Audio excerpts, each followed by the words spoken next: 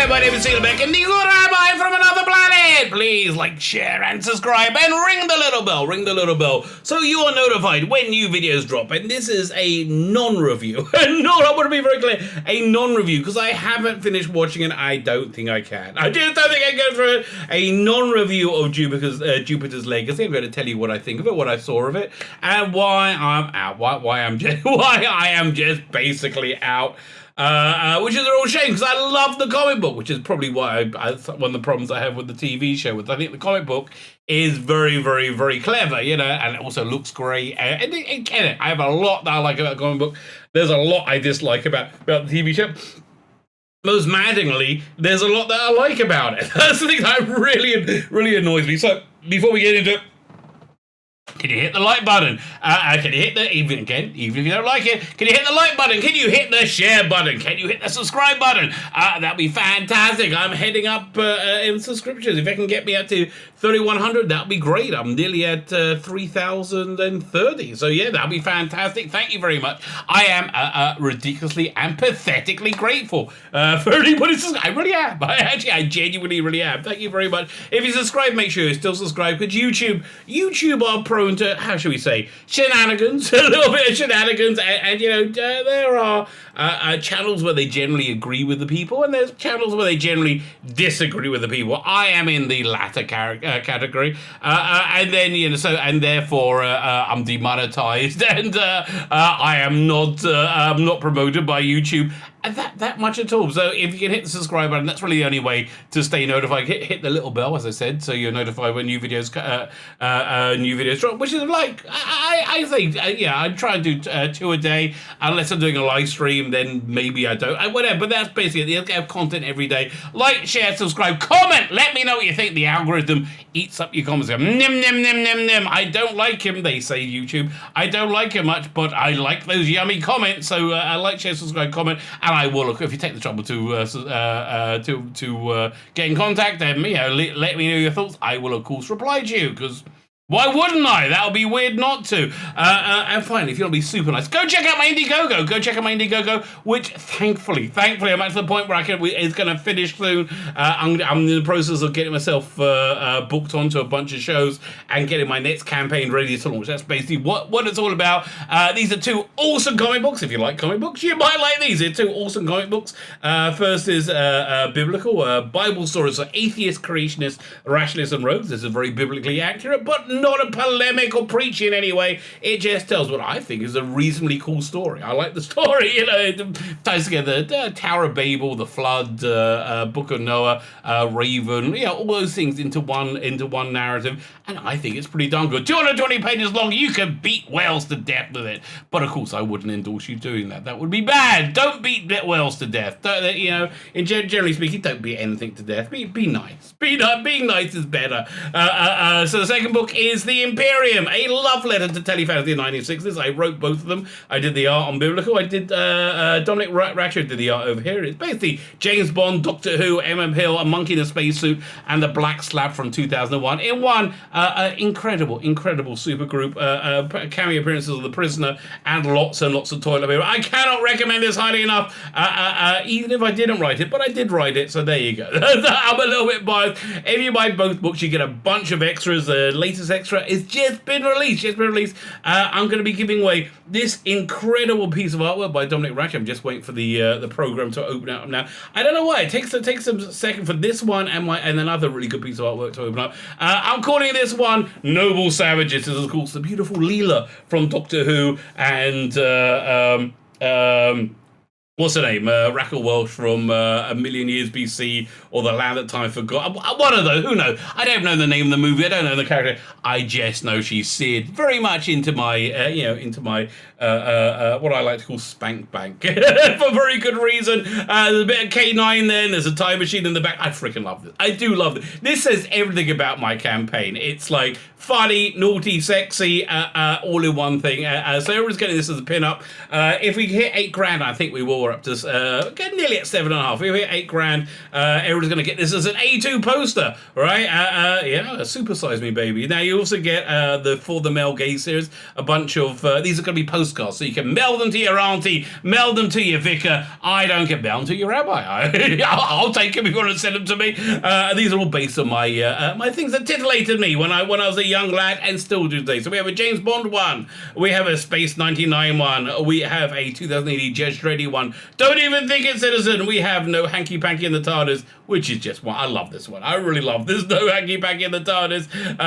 We have oh my, Councillor Troy. It is I'm Sensing Strong Emotions, Captain. I Am Sensing Strong Emotions, Captain, which I just think, again, fantastic one. And of course we have The Force is Female. The Force is Female, and The Force has never been quite as wonderful and female. Well, there's a bunch of posts as well. These are all A2, which is like 18 by 24, I think, in the States.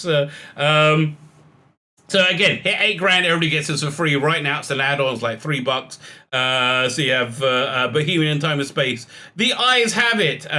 Great Balls of Fire. And this one, which is nearly done. I've worked out what I don't like about it, and now I'm going to fix it. It's the hairline around here. The hairline around there. If I bring that back in a bit, and I think we can make that look more like Tom Baker. I just think, imagine this wonderful universe where Liz Sladen and Tom Baker continued in the TARDIS forever, having adventures in time and space. So there you go. That's a campaign. Go check it out. Thank you very much.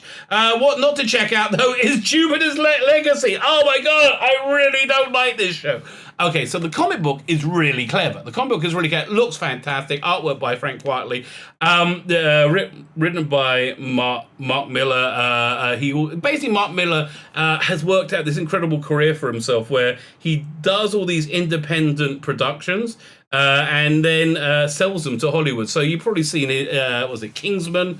That was based on one of his things. Wanted. You remember that movie? It's not bad. Wanted actually pretty good. All the best bit from the comics are in there, but they took down all the comic booky stuff. But yeah, he's a pretty darn solid writer. So this was his attempt to do this super continuity, right? Starting out as like a historical adventure, going through the 1960s, then going through present day, and then into the future, into space, into I don't know where he's going yet with it.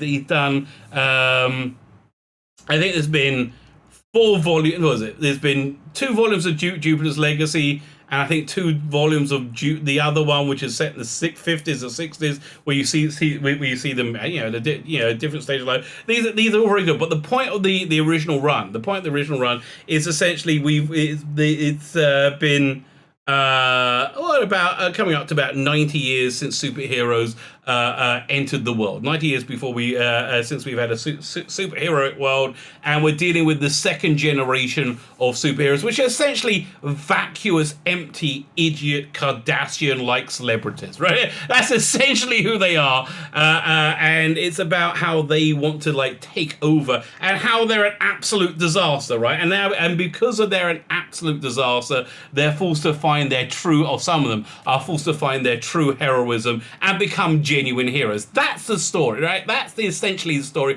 And it's a great story. It's an interesting story. It's a very contemporary story. It's a story that talks a lot about the times we live in right now, which, I think we have a vacuous, empty, moronic youth who are basically taking over the world and are destroying it. I think, hopefully, maybe like the comic book, they'll call some of them to step up and become heroes to save the world, right? But that's it's very reflective of the times we live in. So none of that's really in the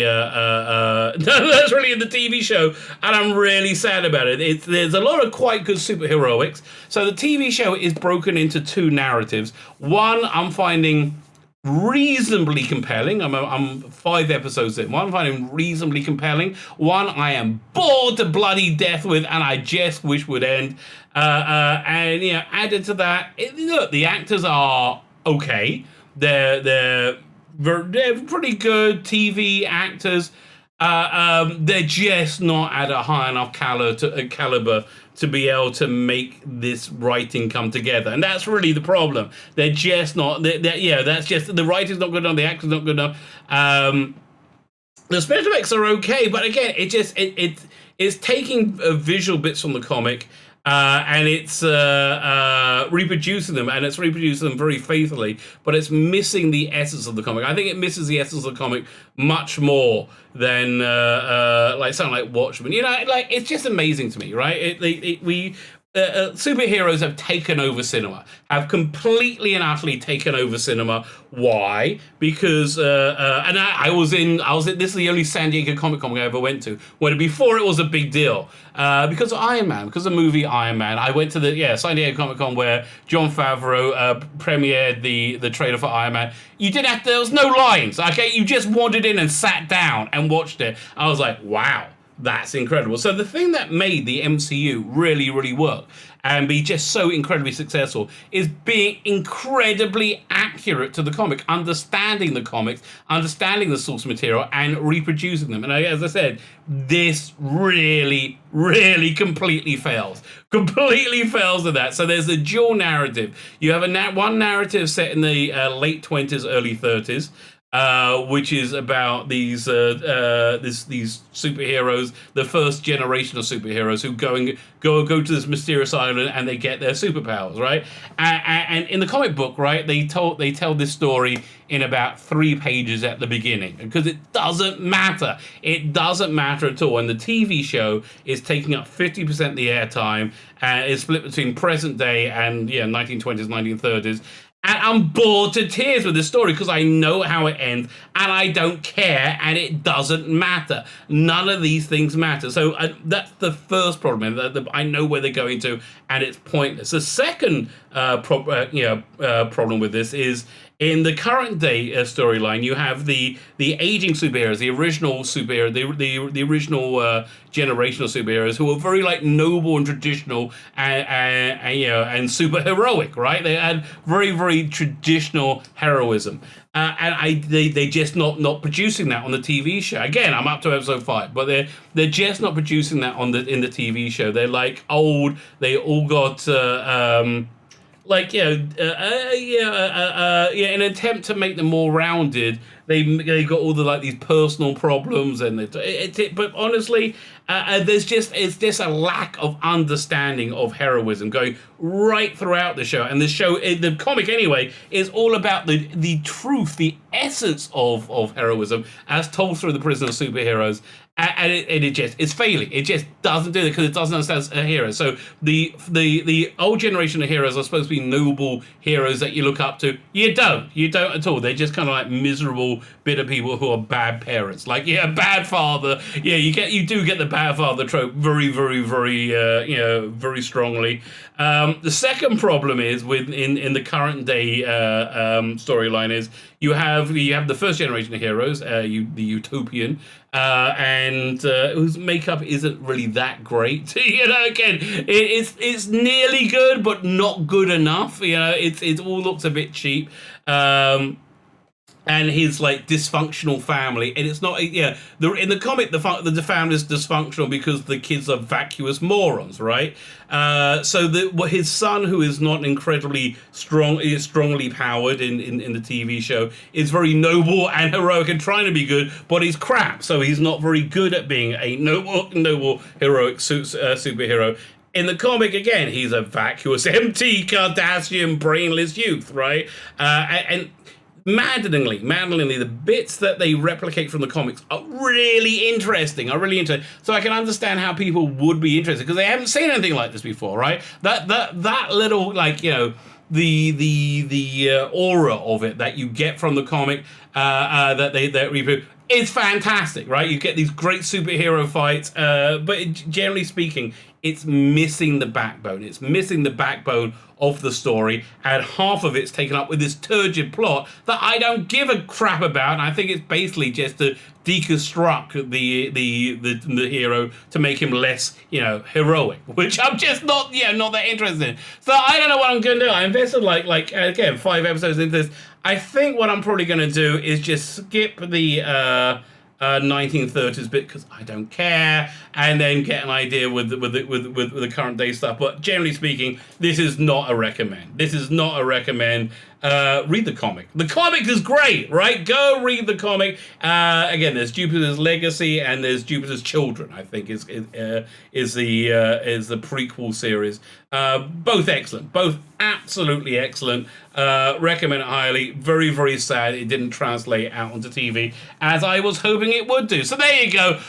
This is a non-review. A non-review because I haven't seen all of it, and it's not fair to say maybe it gets great, but like I haven't seen all of it, and I just don't think I can. So that's a pretty bad indictment. That's a pretty bad, and it's free. Okay, you know, like I still don't want to see it. Well, I say free. Netflix. It's on. It's on Netflix. So there you go. My non-review of Jupiter's Legacy. Very, very disappointing. With moments of brilliantness in it. I think by accident more than design. My name is Tzvi Lebetkin, the Rabbi from another planet. Please like, share, and subscribe, and ring that little bell. Ring the little bell so you're notified when new videos drop.